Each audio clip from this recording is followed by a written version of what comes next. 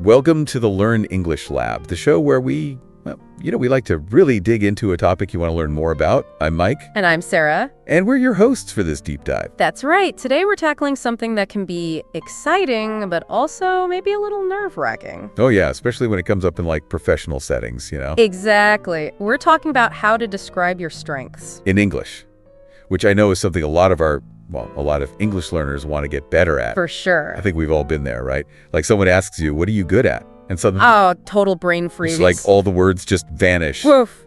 It can almost feel like you're bragging if you have to say what you're good at. I know what you mean. It feels awkward. It's totally understandable to feel that way, but it's so important to remember that this isn't about, boasting or anything, recognizing your strength and being able to actually say them out loud. Put them into words. Yes, that's a super valuable skill. And it goes way beyond just job interviews, which is what a lot of people think Oh, of. for sure. It's bigger than that. It is. It's about understanding your own value, setting goals, even just building your everyday confidence, in all kinds of situations. It's like owning what you bring to the table, right? Absolutely.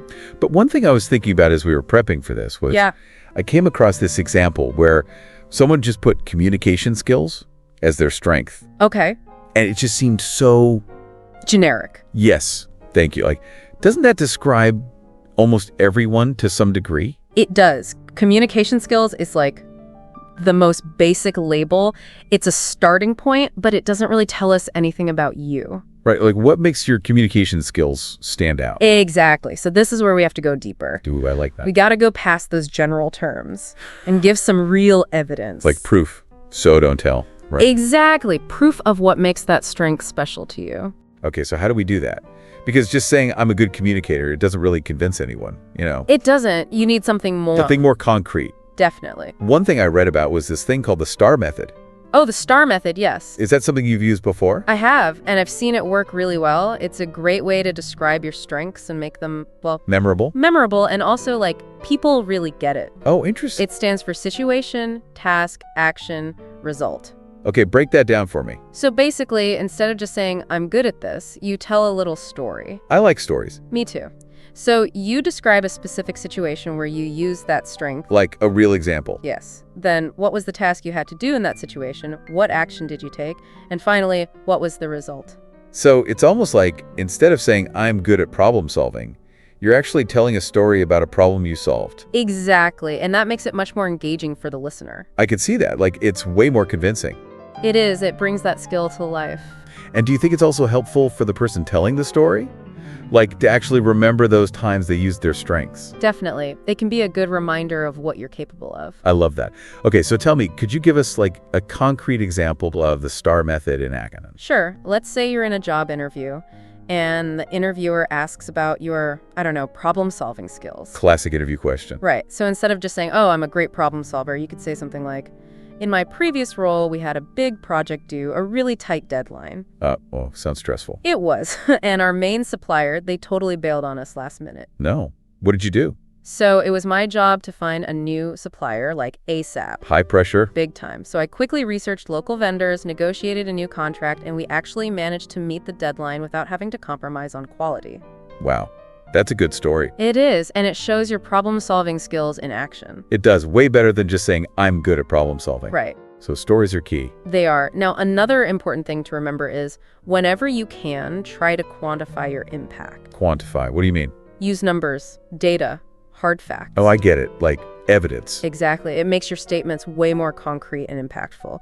So instead of saying, I improved team efficiency, you could say, I implemented a new system that led to a 20% increase in team efficiency. Oh, I see. The numbers make it real. They do. It's all about going beyond just listing qualities and showing how those strengths actually make a difference, measurable results. So it's not just telling, it's also showing. Exactly. Showing what you can do. I like that. Okay, so we're painting a clear picture here. Yes. But I imagine that how you describe your strengths, it probably changes depending on the situation, right? Oh, absolutely. Different contexts call for showcasing different sides of your strengths. So what you'd emphasize in a job interview might be different from what you talk about when you're, say, networking. Exactly. Could you give us some examples? Sure. So for a job interview, you really want to look at that job description. Right. Tailor it to the specific job. Yes. The goal is to demonstrate how your skills and experiences directly connect to what they're looking for. So you're showing them you've got what it takes. You got it. Now, when you're networking, it's a little different.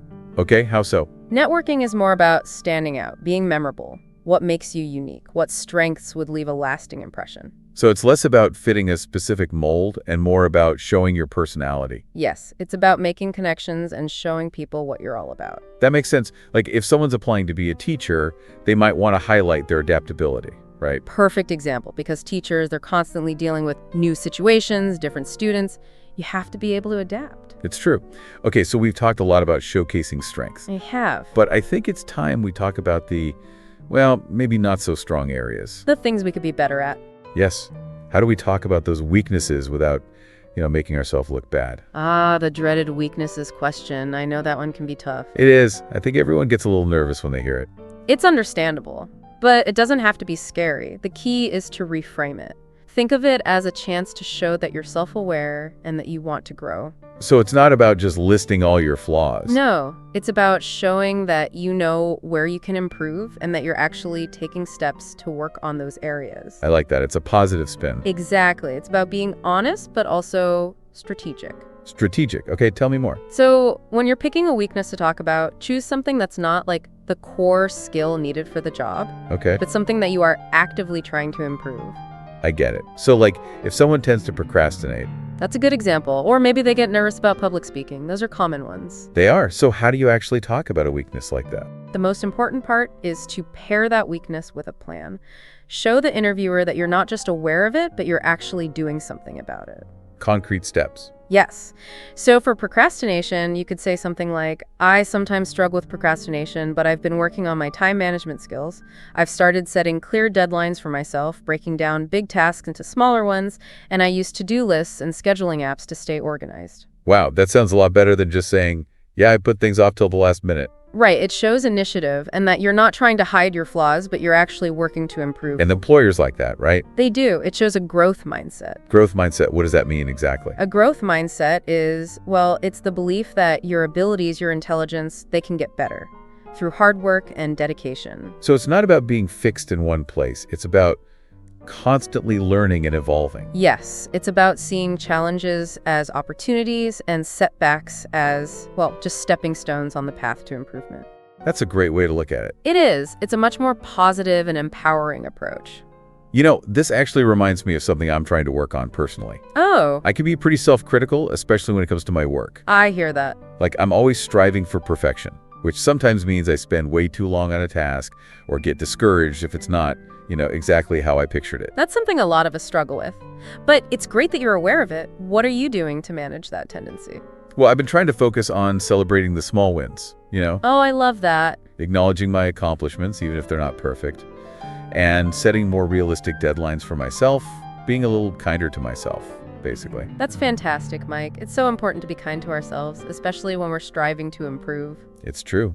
And it's hard sometimes. It can be. But remember, none of us are perfect, and aiming to get better is great, but we also have to acknowledge how far we've come. It's about the journey, not just the destination, right? You got it. It's a process of continuous growth. I like that. Continuous growth. That's something we can all work towards. Absolutely. And it's a journey we can all take together. I love that. Well, we've covered a lot of ground today, Sarah. I'm actually feeling a lot more confident about this whole topic now. That's wonderful to hear, Mike. Remember, it's not about memorizing perfect answers. It's about being prepared, being yourself, and presenting the best version of you. One of the things that really stuck with me was this emphasis on practice. Oh, absolutely. It's not enough to just know your strengths and weaknesses. We have to actually get comfortable talking about them. You have to practice. Like any skill, the more you do it, the better you get. So what are some ways people can practice this? Should we all be standing in front of the mirror, having conversations with ourselves? That's one way. But there are others. You can write out your answers, practice with a friend or family member, even record yourself talking, and then listen back. The key is to find something that works for you, something that helps you feel more confident. I like the idea of practicing with a friend. That would be helpful, especially to get used to answering questions in a more natural way. It's a great way to get feedback, too. You can ask your friend how you come across and if they have any suggestions. Okay, so we're practicing, we're getting feedback. What else should we keep in mind when describing our strengths and weaknesses? Above all, be authentic. Choose strengths and weaknesses that you genuinely identify with.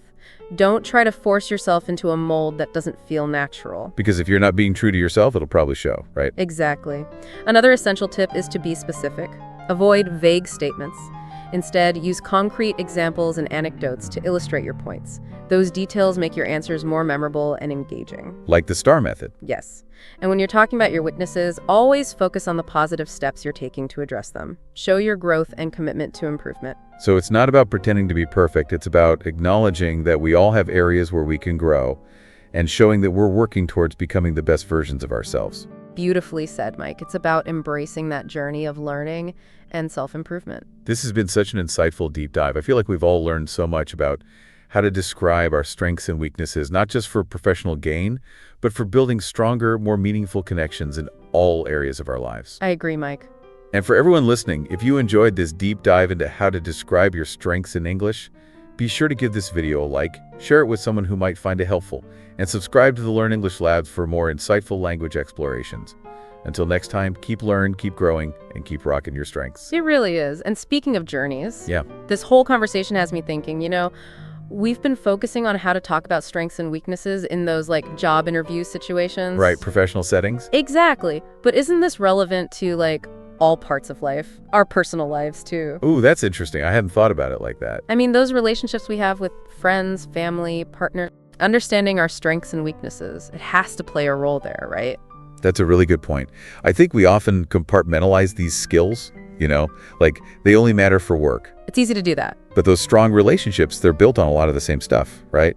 Like understanding each other, clear communication, and that willingness to learn and grow, both as individuals and together. Exactly. You hit the nail on the head. It's not just about professional success. It's about personal growth too. So how do we apply these concepts, these strengths and weaknesses, even the STAR method, to our personal relationships? Well, for one thing, knowing your strengths can help you contribute more effectively. Okay, I like that. Let's say empathy is one of your big strengths.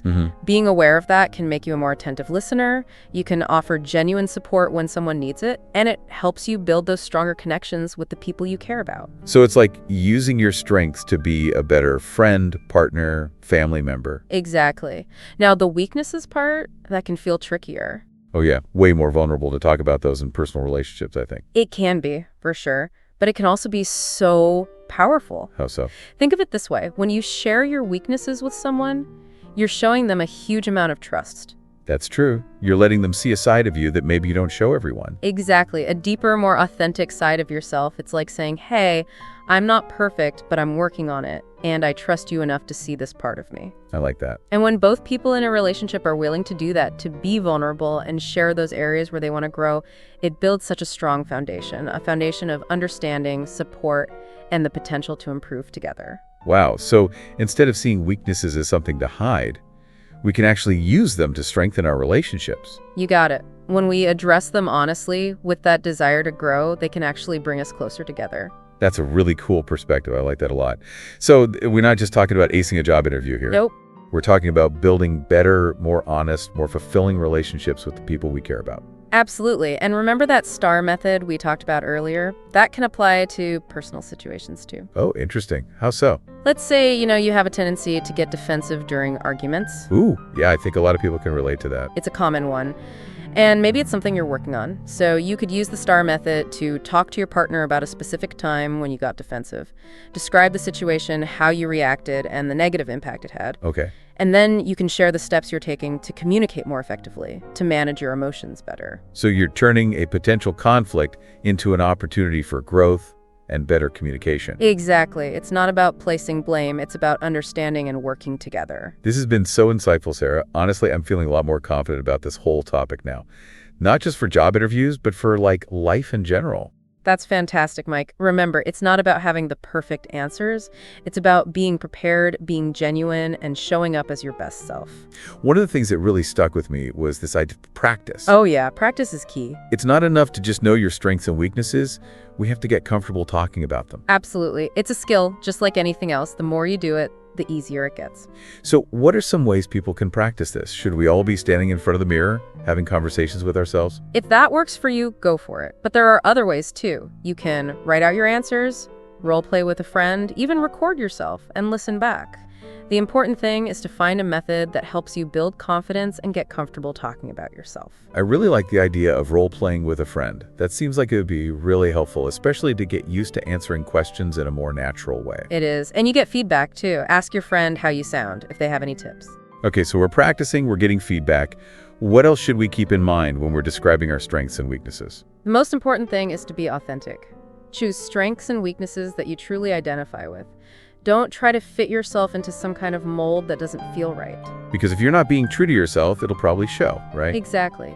And another key thing is to be specific. Avoid those vague general statements. Use concrete examples, tell stories, give details.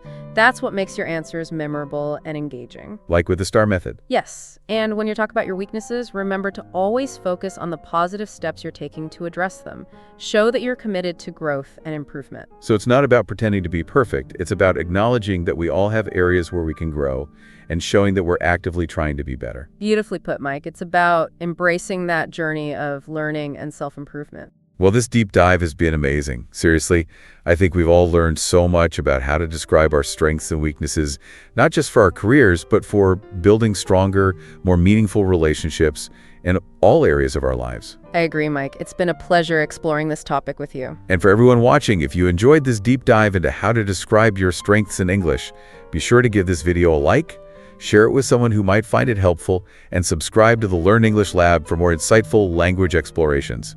Until next time, keep learning, keep growing, and keep rocking your strengths. We've talked a lot about describing strengths and weaknesses for jobs, like interviews and networking. But it got me thinking, what about in our, personal lives, just everyday life? How can understanding these things, like our strengths and weaknesses, how can that help us in our relationships? That's a great question. It's something we often forget about. We get so focused on using these skills in professional settings. Right. But they're so valuable in our personal lives, too. Okay, yeah, because good relationships, they're built on understanding each other. Yeah. Communication. Being willing to grow together. Right, exactly. So how do we actually take these ideas, the strengths, the weaknesses, the STAR method even, how do we use them in our relationships with friends, family, partners? It feels different, right, than a job interview. Oh, yeah, for sure. It is different, but the underlying idea, the principle, it's the same. Like knowing your strengths, that can help you be a better friend, partner, whatever. Can you give me an example? Sure. Let's say you're a really organized person. Okay. That's a strength, right? So you could be the one who plans events or manages shared responsibilities. That makes things easier for everyone. Exactly. It makes life smoother. Okay, so that's strengths. Yeah. But weaknesses, those are trickier, I think. Oh, definitely. Especially in personal relationships. It can feel way more vulnerable to talk about them. Yeah. But it can also be, honestly, it can be really powerful. How so?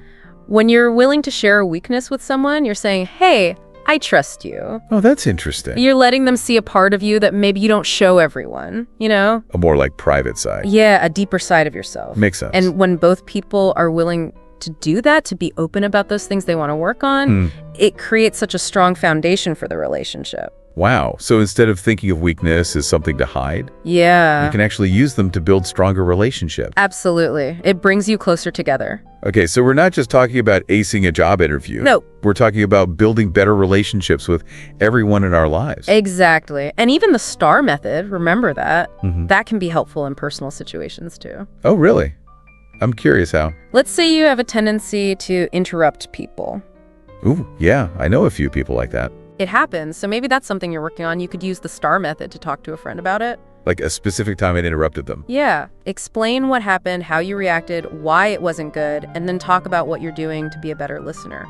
So you're turning something that could be an argument into a positive. Exactly. It's not about blaming each other. It's about understanding. I like that. This has been so insightful, honestly. I'm glad. I feel a lot more confident about all this now. Awesome. Remember, it's not about having the perfect answer. It's about being prepared and being yourself. Being genuine, right. Exactly. One thing that I'll definitely take away from this is the importance of practice. So important. It's one thing to know your strengths and weaknesses, but you have to be able to talk about them comfortably. Yes.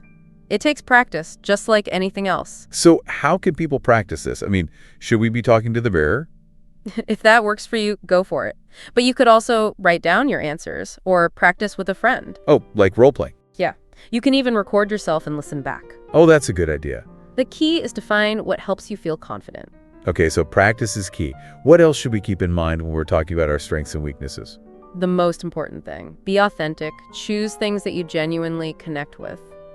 Don't try to be someone you're not. Because that never works. It really doesn't. And another tip, be specific. Don't be vague. Give details. Yes, tell stories, give examples. That's what makes it interesting. Like with the STAR method. Exactly. And when you're talking about weaknesses, always focus on what you're doing to improve. Show that you want to grow, right? You got it. So not about being perfect, it's about being honest and always trying to be better. Perfectly said.